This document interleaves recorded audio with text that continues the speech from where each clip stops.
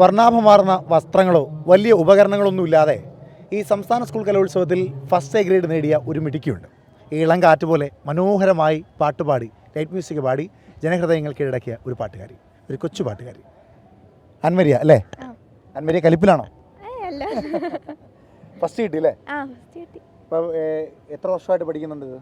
ഞാൻ ഇപ്പം കുറച്ച് നാൾ വർഷം എന്ന് പറഞ്ഞാൽ അൻമരി പഠിച്ചതാണോ? പഠിച്ചിട്ടല്ല പിന്നെ ഞാൻ അമ്മ ക്ലാസിക്കൽ പഠിപ്പിക്കുന്നുണ്ട്, വേറെ പിള്ളേരെ പഠിപ്പിക്കുന്നുണ്ട്, അപ്പം അത് കേട്ട് ഞാൻ പഠിക്കുന്നുണ്ട്. അമ്മ ക്ലാസിക്കൽ പഠിപ്പിക്കുന്നത് കേട്ട് പഠിച്ചതല്ലേ? ഏകലവ്യനെ പോലെ ഗുരുദക്ഷിണ കൊടുത്തു അമ്മയ്ക്ക് പിന്നെ ജയിച്ചപ്പോ? എന്നാ ഒരു ഉമ്മ കൊടുത്ത ഗുരുദക്ഷിണയായിട്ട്. ഓക്കെ, അപ്പൊ അമ്മ എന്താ അമ്മ പഠിപ്പിക്കാത്തത്? ഇത്ര മനോഹരമായി പാടി എ ഗ്രേഡ് ഒക്കെ നേടിയിട്ട് കൊച്ചിനെ ഇതുവരെ എന്താ പഠിപ്പിക്കാത്തത്? അവൾക്ക് അങ്ങനെ എൻ്റെ മുന്നിലിരുന്ന് പഠിക്കാൻ അങ്ങനെ വലിയ താല്പര്യമില്ല, പക്ഷെ നല്ല കഴിവുണ്ട്. ഞാൻ പഠിപ്പിക്കുന്ന കേട്ട് അവൾ അപ്പുറത്തിരുന്ന് പാടുന്ന ഞാൻ ആസ്വദിക്കുന്നുണ്ട്.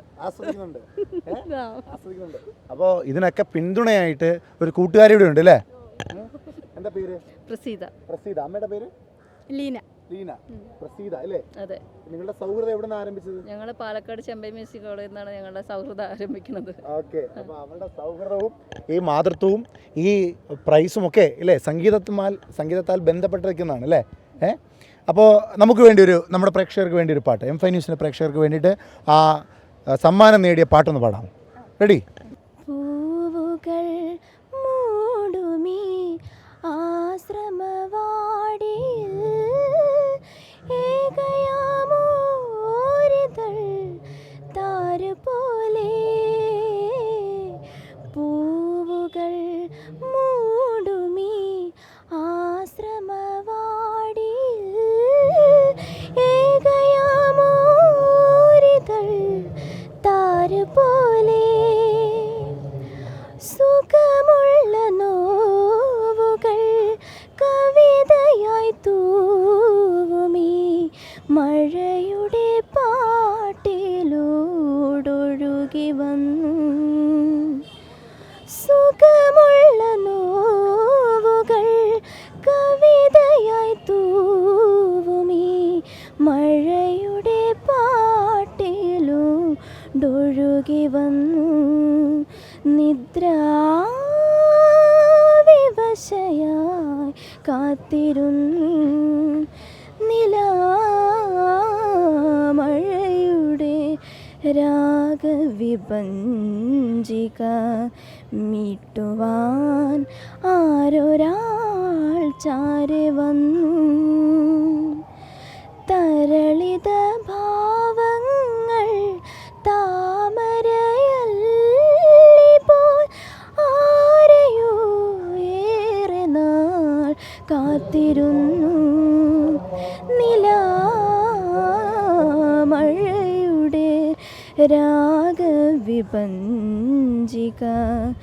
മീട്ടുവാൻ ആരൊരാൾ ചാരെ വന്നു. വളരെ മനോഹരമായിട്ട് പാടി കേട്ടോ. ഞാനൊരു കാര്യം ചെയ്യട്ടെ, ഈ പാട്ട് ആദ്യം ഉപജില്ലയിൽ പാടുമ്പോൾ പാടണം എന്ന് ആരെങ്കിലും നിർബന്ധിച്ച് പാടിയതാണോ? അതൊക്കെ അറിയാതെ പഠിക്കുന്നില്ലല്ലോ, അതുകൊണ്ട് ചോദിച്ചതാ. ഇല്ല, നിർബന്ധിച്ചൊന്നുമില്ല. പണ്ട് എനിക്കങ്ങനെ പാടാൻ എനിക്കങ്ങനെ വലിയ താല്പര്യമില്ലായിരുന്നു. പിന്നെ ഞാൻ പാടി എല്ലാം പേടിയായിരുന്നു, ഭയങ്കര പേടിയായിരുന്നു.